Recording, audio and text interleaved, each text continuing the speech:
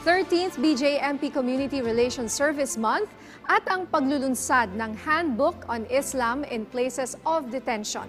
Ating alamin kasama si Jail Chief Inspector J. Rex Bustinera, ang tagapagsalita ng Bureau of Jail Management and Penology. Sir J. Rex, magandang tanghali po. Yes ma'am, magandang tanghali po sa ating lahat and to Ma'am Nina and Yusek March. Una po sa lahat, sir, ano po itong BJMP Community Relations Service Month ngayong taon? Ano po ang tema? At ano ang tututukan ninyo sa selebrasyong ito? Opo, ang 13th Community Relations Service Month namin ay sineselebrate ng BJMP ngayong June. And ang tema po namin dito is inilalapit namin ng BJMP sa community. Kasi alam naman natin na ang mga nakakulong sa BJMP ay pansamantala lamang at pag sila ay lalaya, eventually kailangan natin silang ma-reintegrate effectively sa community. So part ng mga programs and activities namin dito is reaching out to the communities, lalong-lalo sa mga former persons deprived of liberty. Sir, ano-ano po ba yung mga community services na kadalasan ninyong itinatampok sa selebrasyong ito? Opo, recently nagkaroon po tayo ng painting contest. Nationwide po yun. At the same time, meron tayong mga livelihood products and display. Participation sa ating mga national and local affairs. Especially ngayon, Independence Day po bukas, meron din po tayong mga static and kinetic display sa Luneta Park to showcase ang mga products ng mga persons deprived of liberty at pati din ang mga products at mga kung anong meron sa BJMP.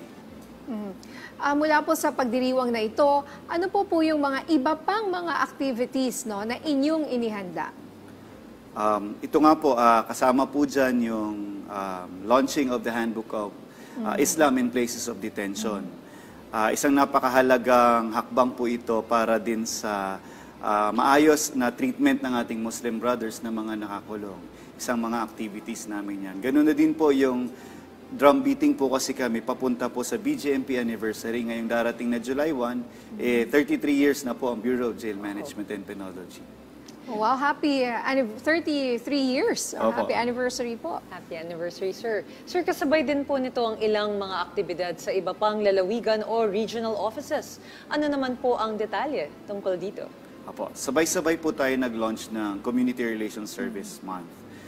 Ito pong mga programa na ito, ang pinaka masasabi nating significant sa mga regionals at mga jails natin ay of course ang ongoing coordination with the local government units.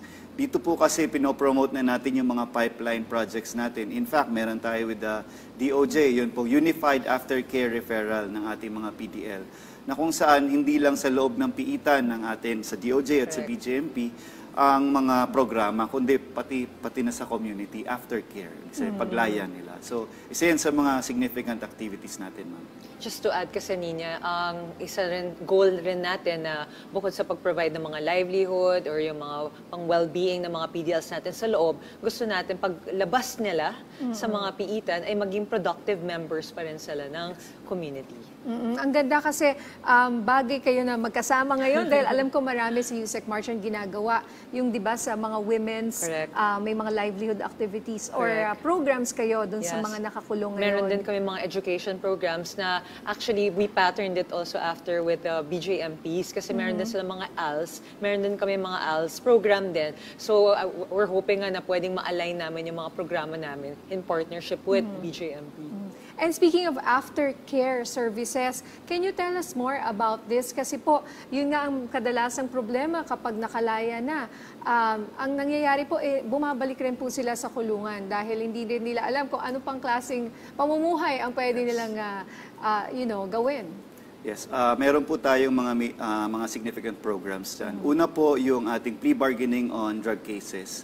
Karamihan po kasi sa nakakulong natin ngayon, ipinapalaya po natin through plea bargaining, lalong-lalo kung sila ay drug user.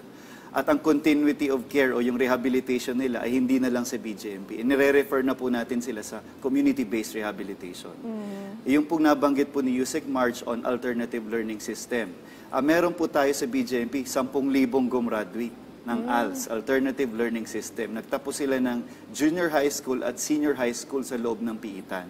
At part ng aftercare nila, kapag lumaya po yan, of course, matulungan natin silang makapag-continue ng pag-aaral, makapag-avail ng trabaho because of their education behind bars. So isa po yan sa mga major natin na aftercare. Okay, that's good to know. Now let's talk a little bit more about yung minention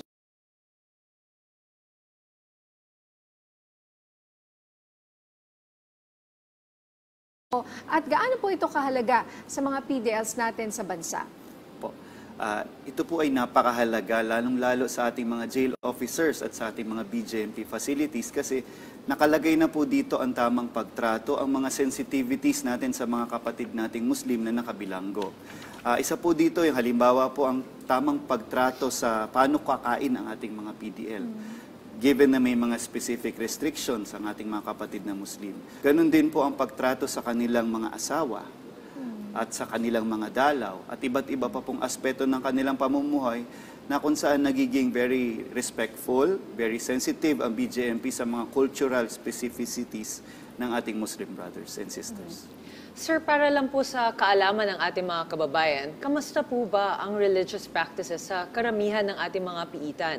May sapat po ba silang oras o tamang lugar para maisagawa at ma-practice pa ang kanilang pananampalataya? Yes, ma'am. Ang BJMP, of course, we respect their right sa mag-practice ng kanilang religion. Sa ating mga facilities, meron tayong mga multi-purpose areas for worship. Even may mga facilities tayo na may mga dedicated na mga kapilya. At of course, sa ating mga Muslim brothers, ay may mga facilities tayo na may mga mosque rin po. And we encourage them at we respect na kailangan nila mag-practice ng religion at ang spirituality nila habang sila ay nakakulong. Sir J-Rex, hingi rin po kami ng update tungkol sa decongestion na efforts ng BJMP sa ating mga piita. Nasaan na po tayo ngayon? Ilan na po ba ang nakalaya na at ilan pa ang natitira? Po, ang congestion rate po natin ngayon ay nasa 323% na lamang. Galing po yan sa 360 o 370% last year. Napakalaki po ng binaba. Pag tiningnan po natin sa total population, last year 127,000 ang nakakulong, ngayon nasa 117,000. May difference na 10,000. Ibig sabihin, mas mababa na po ang population natin at mas marami pa tayong facilities ngayon na maluluwag. In numbers, ang napalaya po natin for this, for this year, January to May, ay nasa 37,000 na ang lumalaya na PDL natin. And unfortunately, may mga bagong huli pa rin po, newly arrested. Kaya yung difference natin ay nasa 10,000. Gaano po karami yung mga newly arrested? Anong rate? Opo. So for example po, nakapagpalaya po tayo ng 37,000, nasa 20,000 po dyan ang newly committed. Ibig sabihin ng new intakes po. Nakapagpalaya kayong 37 pero may pumasok na na 20,000. 20. I see. Sir, sa ngayon po ba, may mga bago pa po tayong mga piitan? At saang mga lugar po ang mga ito? At operational na po ba ang mga ito? Yes. Meron po tayong 142 newly built facilities sa BJMP. At isa ito sa mga nakapag-contribute kung bakit bumaba ang congestion natin. Isang example natin dyan ay ang Quezon City, na matagal na nating alam na isa sa pinakasiksikang piitan sa buong bansa. Ngayon, zero congestion rate. Nailipat na po sila sa isang bagong facility sa Payatas. Ang Marawi City Jail na alam natin devastated during the Marawi siege ay kakalipat lang po. In fact, na-inaugurate po namin this month. Bagong tayo na po ang mga facilities na yun. Kasama po yung 142 others pa. May mga po ba tayo, upcoming po na mga lugar o LGUs po na willing naman ho na magtayo po ng mga bagong piitan? Kasi yung time ko po sa DILG, yun yung medyo struggle rin namin kasi nahihirapan yung karamihan natin mga LGUs na mag-provide ng mga lupa kasi nga wala rin lupa rin na pagmamayari itong mga LGUs na to. So, kamusta naman po yung efforts po? Yes, tuloy-tuloy pa rin po yung efforts natin. Ma'am, tama po kayo. It is a challenge talaga na makapagtayo ng piitan given na limited din ang lupa ng ating mga LGUs.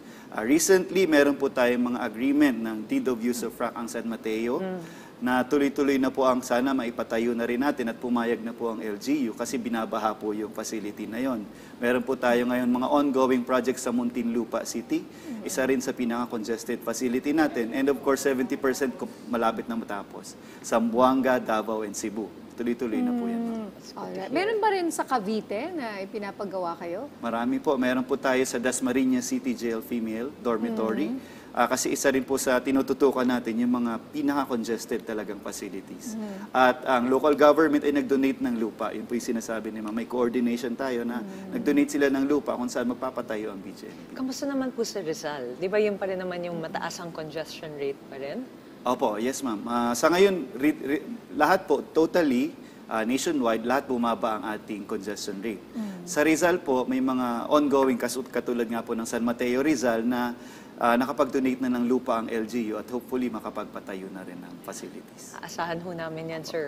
Okay. Yung mga ginagawa po ngayon, kailan po natin ina-expect na matatapos? Will they finish this year? Kasi yung Quezon City Jail, at least nagawa, sabi niyo rin, yung Marawi, no? Sa Yung Marawi. iba pong na-mention niya, kailan po matatapos? In 3 years time po yung iba matatapos na rin po. Kasi 100 3 years pa? Yeah, Hindi 3 this year? Hindi pa po this year. May mga nasa pipeline po kami this year which is Zamboanga and Davao for completion. Ganun na din po yung meron tayo dito sa Camp Bagong Diwa sa Taguig, sa Bikutan. That's this year, 2 facility. And we are hoping na sa mga susunod na taon makompleto na rin po. Alright. Yung sa New Bilibid prison po, kumusta po ang sitwasyon dyan? At iba may balak rin kayong ilipat yan? Ang New Bilibid Prison po, ma'am, is with the sa kayo, inyo? Yusek Marge, Sa amin yun. Okay. Department of Justice. So, ayun, right now, we're Yusek in the... Marge, ikaw pala ang sasagot yan. Right now, kasi we're in the process of preparing for the construction ng magiging malaking penal institution. So, balak namin kasi i-centralize na lahat ng penal institutions to one. So, ilalagay yan sa Palawan. So, hopefully Sa by Palawan. 2028, matatayo na siya. Ah. Yes, it will take time, pero maganda yung vision ng ating ni DG Katapang pagdating sa pagtayo ng penal institution because he wants it very holistic in the sense na na-anticipate na namin kung ano yung mga livelihood programs na ilalagay, yung mga activities na ilalagay para sa ating mga PDLs. Saan sa Palawan, Yusek Marge? I forgot. Basta somewhere in Palawan, at least malayo-layo na. Mahirap ng tumakas dyan, ano? Siguro po. Okay, mensahe o paalala nyo na lang po sa ating mga kababayan na nakatutok sa atin ngayon, sir? Po, ang BJMP po ay nagpapasalamat sa opportunity na ito at in behalf po sa aming Secretary, Attorney Benhur Abalos Jr. and ang aming Chief BJMP, Jail Director Roelis Rivera, inaanyayahan po namin ang mga aming kababayan na i-celebrate ang BJMP anniversary this coming July 1, 2024 and we are hoping na magpatuloy ang mga progress sa BJMP at lahat ng mga lalaya sa amin ay hopefully magbagong buhay. Maraming salamat po sa inyong oras, BJMP spokesperson, Jail Chief Inspector J. Rex Bustanera. Thank you, sir. Thank you, ma'am. Thank you, sir.